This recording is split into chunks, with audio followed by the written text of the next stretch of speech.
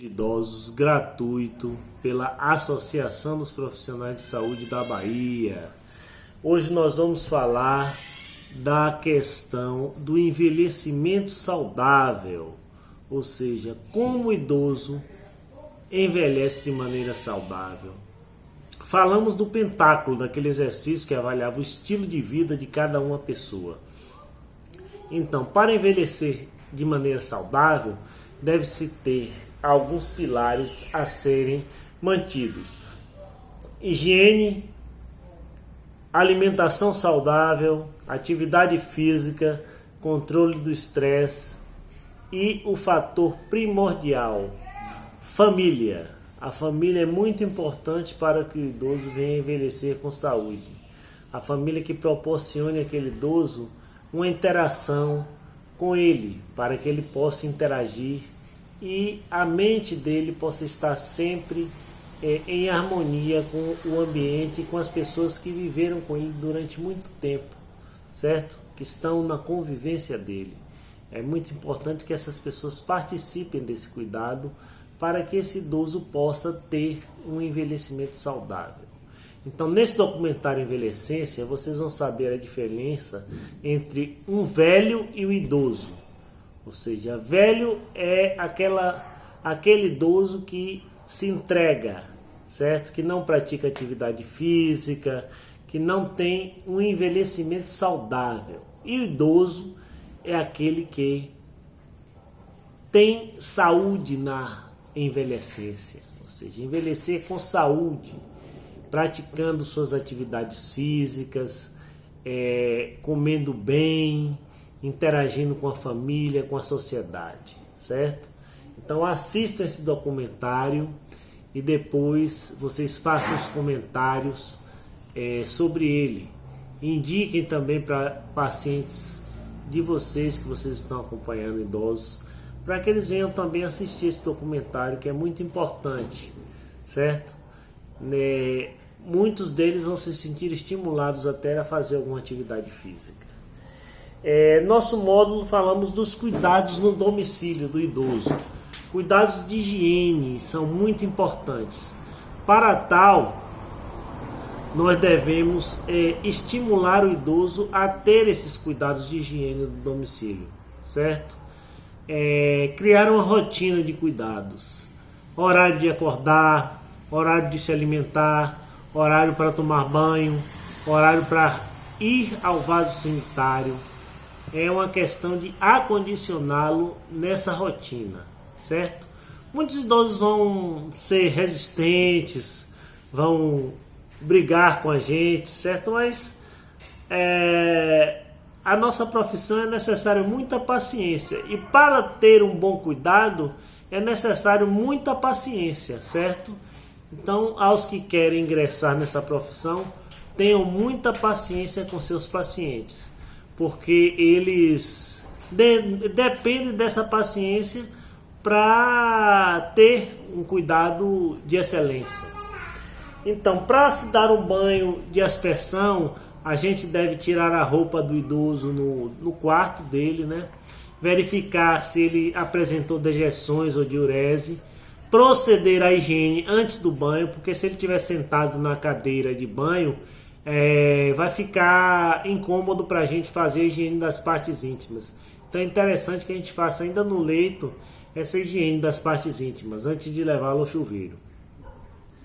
No chuveiro a gente vai fazer a higiene do couro cabeludo, a higiene das axilas, usar sabonete, shampoo, certo? E a temperatura da água é essencial. Os idosos tendem a ter muito frio, porque eles têm perda de tecido adiposo, perda de tecido muscular, e consequentemente isso leva a uma sensibilidade maior, por isso eles tendem a ter muito frio, certo? Então é importante que a gente verifique a temperatura da água, nem muito quente, nem muito fria, a água morna é o ideal, para que o idoso venha se sentir bem e esse banho venha a ser prazeroso para ele, ele sinta a necessidade do banho diariamente. retirar a roupa, como eu falei, proteger, evitar também correntes de ar. Então é importante que a gente feche as portas e janelas. E evitar também olhar para o corpo da pessoa despida para não constrangê-la, certo? Após o banho, a gente deve enxugar as partes do corpo do idoso, certo? Entre os dedos, as axilas, na virilha, certo? E proceder com a massagem de conforto, que será muito importante para a hidratação dessa pele desse idoso. O idoso ele tende a ter a pele muito ressecada devido à falta de algumas vitaminas e também devido ao próprio processo de envelhecimento. A pele torna-se fina e facilmente ela se fere. Então, para isso, devemos estimular com essa massagem de conforto os vasos capilares que irrigam a epiderme. Com isso, eles vão ajudar a proliferação celular para manter a pele nutrida e hidratada, certo? E fortalecida com essa massagem de conforto e com essa hidratação. Por isso é muito importante que a gente realize essa massagem de conforto após o banho. E é um momento de prazer e de interação, certo? Porque a gente vai proporcionar um relaxamento naquele idoso, certo? Ele torna-se ali mais confiante na pessoa do cuidador.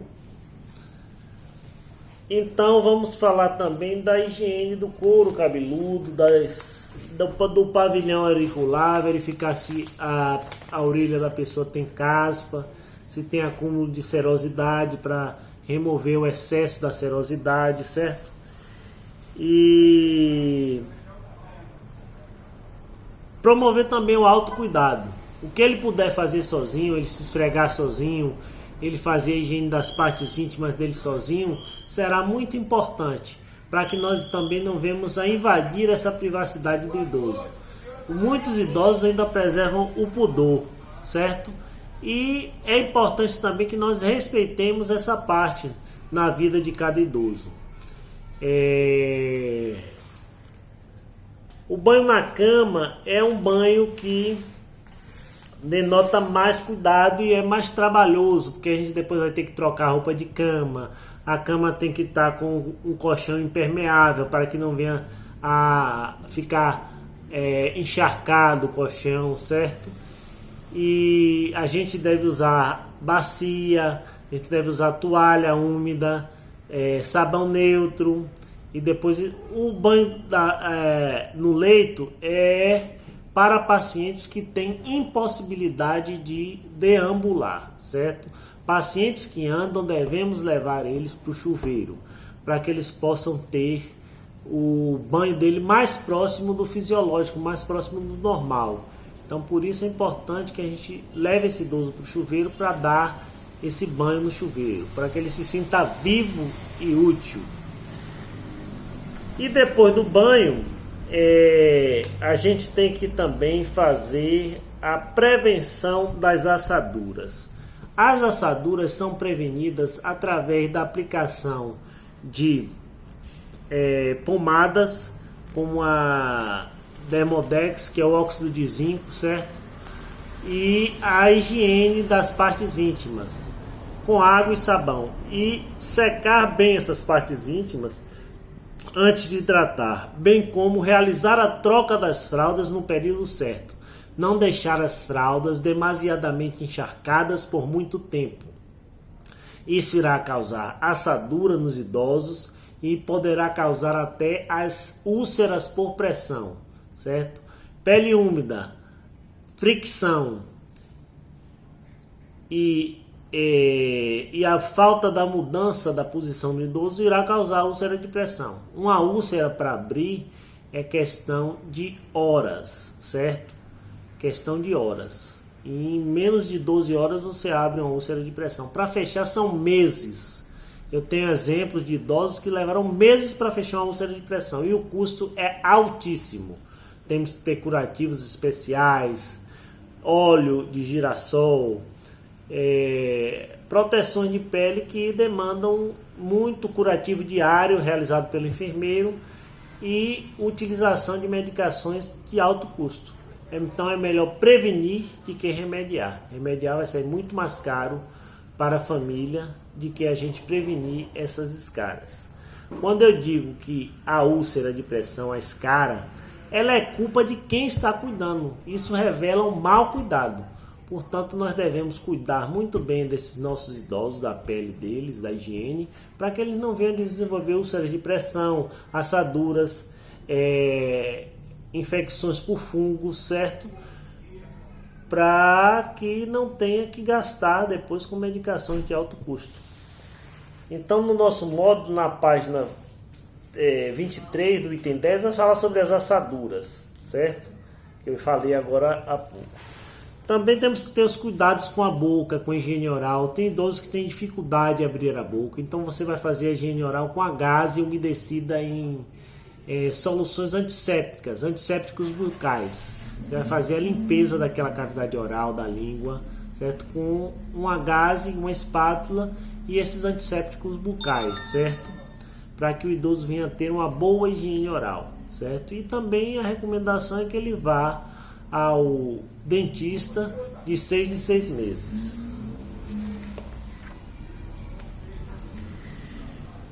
Também tem a questão das próteses, né? Muitos idosos que usam próteses, a gente tem que fazer a higiene da prótese, certo? Durante o banho mesmo, depois do banho, a gente higieniza aquela prótese e põe ela numa solução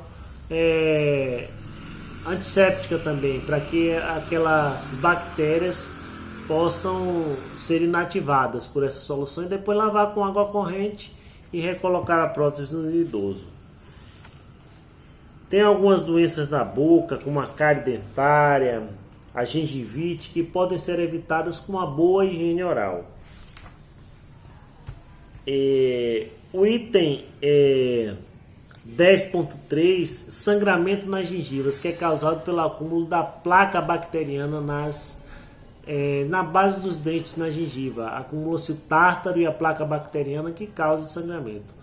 É removido pelo odontólogo no consultório e deve ser feita a visita pelo menos de 6 em 6 meses. E essas feridas na boca, elas chegam a incomodar até a prejudicar a alimentação do idoso. Por isso devemos evitá-las para que o idoso não venha a ter problemas também com a sua alimentação. A alimentação saudável no item 11. Qual é a alimentação saudável? A alimentação do idoso deve ser rica em proteínas, carboidratos, certo? Pouco açúcar, certo? Pouco sal, mas rica em proteínas, carboidratos e frutas e verduras, certo?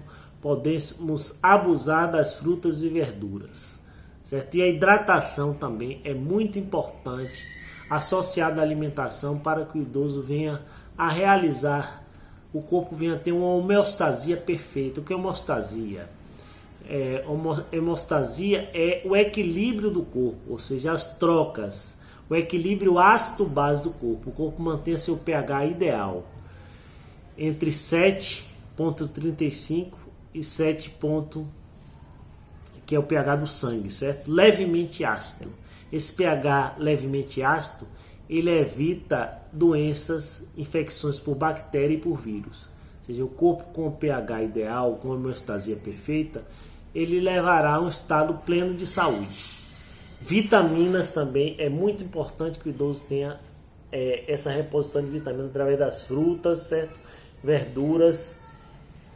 E vitaminas quer dizer aminas da vida, são as vitaminas que levam a pessoa a ter uma imunidade muito boa e não adoecer. Então a gente fica por aqui hoje, certo? Na página 25 do nosso módulo.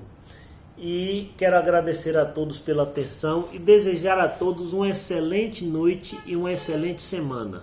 Até a próxima aula.